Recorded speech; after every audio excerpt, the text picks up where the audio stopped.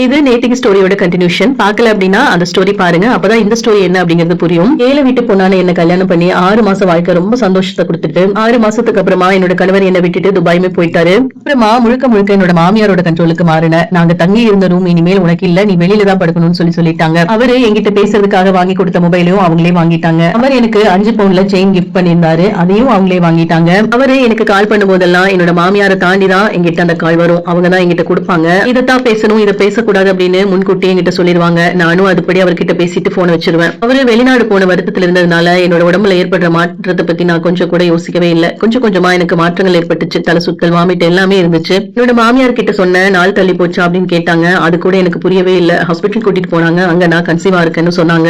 ரொம்ப சந்தோஷப்பட்டு முதல்ல என்னோட கனவு கிட்ட அந்த விஷயத்தை ஷேர் பண்ணணும்னு சொல்லிட்டு மொபைல் கேட்ட போது என்னோட மாமியார் என்கிட்ட கொடுக்கல. இப்போதைக்கு அதெல்லாம் சொல்ல வேண்டாம், நான் சொல்லும் போதுதான் நீ அதை சொல்லணும், இல்ல அப்படின்னா அவங்க இருந்து இங்க வந்துருவான், சம்பாதிக்க வேண்டாமா, வேலையெல்லாம் விட்டுட்டு இங்க வந்து உட்காந்துக்குவான் அப்படின்னு எல்லாமே சொன்னாங்க. அந்த விஷயத்தையும் நான் கேட்டுட்டு என்னோட கணவர் கிட்ட நான் ஷேர் பண்ணவே இல்லை. அதுல இருந்து என்னன்னே தெரியல, 2 நாள்ல ரத்தப்போக்கெல்லாம் அதிகமா போய் என்னோட வயித்துல இருந்த குழந்தை அபார்ஷன் ஆயிருச்சு. என்னோட மாமியார் எனக்கு இந்த சத்து மாத்திரை சாப்பிடு அப்படின்னு சொல்லிட்டு ஒரு மாத்திரை கொடுத்தாங்க. அந்த மாத்திரைனாலயா என்னன்னு எனக்கு தெரியல, குழந்தையும் அபார்ஷன் ஆயிருச்சு. அதையும் அவர்கிட்ட சொல்ல விடல. இப்ப ஒவ்வொரு விஷயத்திலயும் என்ன கொடுமைப்படுத்தினாங்க. என்னையும் என்னோட கணவரையும் சேர விடாம இருக்க என்னெல்லாம் பண்ணணுமோ எல்லாமே பண்ணினாங்க. ஏன்னா காசுதான் முக்கியமா, அந்த காசு இல்லைன்னா ஒண்ணுமே பண்ண முடியாது. நீ ஏதாவது சொல்லி அவன் இங்க வர வச்சிடாத, அவன் சம்பாதிக்கட்டும், இன்னும் நல்லா சம்பாதிச்சுட்டு வரட்டும்னே சொல்லுவாங்க. உங்களோட நோக்கம் முழுக்கவே பணமா தான் இருந்துச்சு. நிறைய நகை போட்டிருப்பாங்க, நிறைய நகை சேர்த்தணும், பணம் நிறைய கையில இருக்கணும், வீடு வாங்கணும், இதேதான் அவங்களோட எண்ணங்களா இருந்துச்சு. அவங்களோட ஆசை, அவங்களோட பேராசைக்கு என்னோட வாழ்க்கைய பணைய வச்சாங்க. இந்த கொடுமையெல்லாம் தட்டி கேட்கறதுக்கு எனக்குன்னு எந்த நாதியுமே இல்ல. எனக்கு அப்பா இருந்தாரு, அவரும் அதுல இருந்து ஒரு 3 மாசத்துல இறந்தும் போயிட்டாரு. அப்பாவோட இறப்புக்கும் என்ன விடவே இல்ல.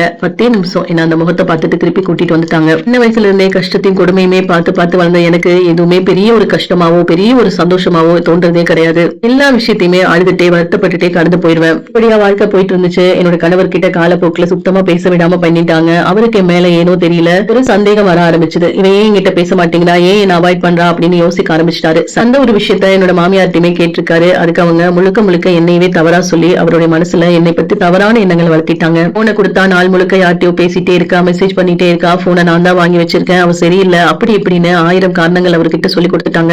எனக்குன்னு அன்பான ஒரு உறவா என்னோட கணவர் மட்டும் தான் இருந்தாரு. அவரையும் முழுக்க எங்கிட்ட இருந்து பிரிச்சுட்டாங்க.